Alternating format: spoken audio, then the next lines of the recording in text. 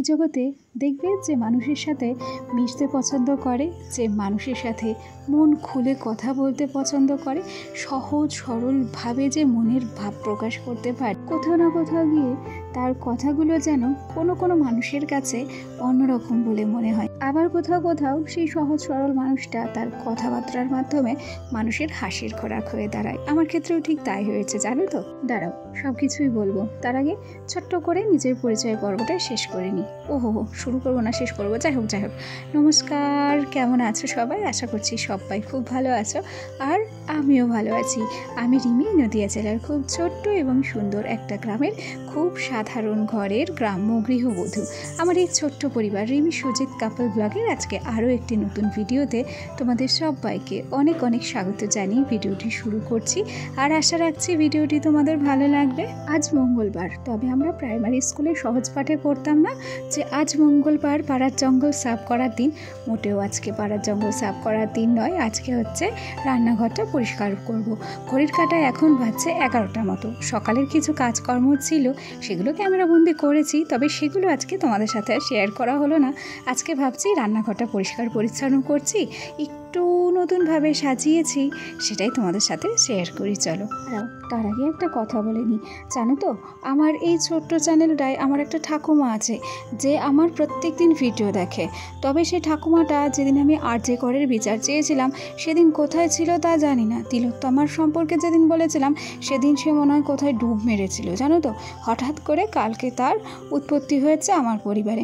কালকে আমার যত সম্ভব যেটা মনে আছে, আমি যে ভিডিওটা পোস্ট করেছি কোথাও কিন্তু আমি টাকা পয়সার কথা উল্লেখ করিনি। সে তো আমার ঠাকুমা, নেহাত বয়স হয়তো কম নয়, কানে কি বলতে কি শুনেছে কি জানি। আমি বলেছিলাম জীবনসঙ্গী ভালো হলে গরিব ঘরেও কিংবা ভাঙা ঘরেও সুখ খুঁজে পাওয়া যায়, আর সে সেখানে কোথাও গিয়ে সম্পত্তি, কোথাও গিয়ে টাকা পয়সা, এই সমস্ত কিছুই শুনেছে। আসলে কি বলতো, এটা হচ্ছে সমস্তটাই বয়সের দোষ, জানো তো, কানে একটু বেশি শোনা। যাই হোক, তোমরা অনেকেই কিন্তু কালকে আমার ভিডিও দেখেছো, কোথাও কি আমাকে টাকা পয়সার কথা উল্লেখ করতে দেখেছো? আমার যতদূর মনে হয়, আমি ভয়েস ওভার দেওয়ার আগেও একবার শুনে নিলাম, আমি কোথাও কিন্তু টাকা পয়সার উল্লেখ করিনি। তা সে ঠাকুমার মন্তব্য বহু কিছু ছিল, 3 পুরুষের বিষয়, আশয়, জমি জায়গা, ও ইত্যাদি ইত্যাদি অনেক কিছু। আমি বুঝে পাই না গো, যে আমি খুব সাধারণভাবে ভিডিও করি, আমি খুব সাধারণ কথাবার্তা বলি, তাতেও না তার কোথাও না কোথাও গিয়ে একটা অসুবিধে হয়ে যায়। আসলে তার সাথে আমার কিসের শত্রুতা সেটাও আমি বুঝে পাই না, জানো। যাকে চলো, বাদ দাও। রাস্তায় হাঁটতে গেলে কত নুড়ি পাথরের সঙ্গে আমরা ধাক্কা খাই বলো, আবার কিছু সময় রাগ হলে সেই নুড়ি পাথরগুলোকে আমরা এক লাথি দিয়ে সরিয়েও ফেলি না বলো তো। তাতে করে কি হয়, রাস্তাটা আমাদের পরিষ্কার হয়ে যায়। যাকে ছাড়ো, সে কথা গেল। আমি যে আমার মতো করে ভালো আছি সেটা সে কিছুতেই মানতে চায় না।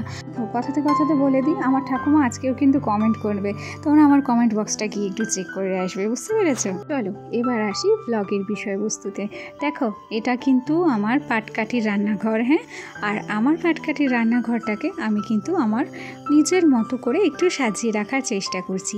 এই যে স্টিলের র্যাকটা দেখছো থালা বাসন রাখা, এটা কিন্তু আমি অনেকদিন আগে কিনে রেখেছিলাম। তবে কি বলো তো, এটা সেটিং করার সময় পাচ্ছিলাম না। আসলে বর এখন আর ছুটিই পায় না, মাঝে খুব জোর হলো 1টা দিন কি 2টো দিন থাকতে পারে। সুতরাং যখন সে আসে কোনো না কোনো কাজ বাঁধিয়ে নিয়ে আসে, তাই বাড়ির কাজগুলো তাকে দিয়ে আর করানো যায় না। এই যে স্টিলের যে র্যাকটা দেখছো, এটাও যখন লাগিয়ে দিয়ে গেছে, সে কিন্তু ডিউটিতে যাওয়ার মোটামুটি আধ ঘন্টা আগে কাজটা কমপ্লিট করে গেছে। যাই হোক, ওটাকে লাগিয়ে নিয়েছি, আর থালা বাসনগুলো কিন্তু আমি সুন্দর করে সাজিয়েও রেখেছি। যদিও বা এটা কিন্তু আমার ভাঙা ঘর, তবুও ওই ভাঙা ঘরে চাঁদের আলো ঢোকার মতো একটু পরিবর্তন করার চেষ্টা করেছি। আর তার সাথে মিশো থেকে নিয়েছিলাম একটা ছোট্ট র্যাক, যে র্যাকটা তোমরা আমার ঘরে আগে দেখেছ। সেই র্যাকটাকে ওই গ্যাসটাকে সরিয়ে দিয়েছি, গ্যাসটাকে সরিয়ে দেওয়ার পর সেটা একটা জায়গা করে রেখে দিয়েছি। আর সেই র্যাকটার উপরেই কিন্তু বেশ কিছু কৌটো কাউটা, একটা ছোট্ট ফুলদানি আর মানি প্ল্যান্ট দিয়ে সাজিয়ে নিয়েছি। জানো তো, এখানে একটা কথা তোমাদের বলে দিই, তোমরা হয়তো অনেকেই জানো যে আমার বর তো চাকরি বাকরি করে। সেখানে তোমাদের একটা জিজ্ঞাসা থাকতেই পারে যে দিদিভাই, দাদাভাই তো চাকরি করে, তাহলে এখনও কেন এই যে পাটকাঠির ঘর কিংবা টিন টিনের ঘর। আসলে কি বলো, দিনে আমরা ঘরের কাজে হাত দিতে পারতাম, তবে কিছুদিন আগেই না আমরা একটা জমি কিনেছি, আর যে কারণে আমাদের একটু অসুবিধে হয়ে গেছে, ইটটা ফেলা হয়নি। তবে পুজোর পরে ইচ্ছা আছে ইট ফেলার, সেরকমই তো বলে আমার বর। এখন দেখি কবে কি সময় হয়। তার উপরে সত্যি কথা বলতে কি বলো তো, একটা চাকরির উপরে না আমাদের পুরো পরিবারটা, আমাদের সমস্ত কিছুই নির্ভর করে। বাইরের কোনো আলাদা করে যে কোনো কিছু ইনকাম তা কিন্তু হয় না। তবে হ্যাঁ, আমার শ্বশুরের যে জমি জায়গা নেই তা কিন্তু নয়, ওনারও অনেক জমি জায়গা রয়েছে, তবে বেশিরভাগ জমিটা গেটের ওপারে, যেটা বাংলাদেশের মধ্যে ধরা হয়। এক্ষেত্রে কী হয় বলো তো, বাড়িতে তো এক্সট্রা কোনো লোক নেই যে সে গিয়ে ওই জমি জায়গাটা দেখাশোনা করবে, ওই জমিটা ওইভাবেই পড়ে আছে। আর কিছু জমি ওই ভাগে দেওয়া আছে আর কি, কন্ট্রাক্ট যেটাকে বলে।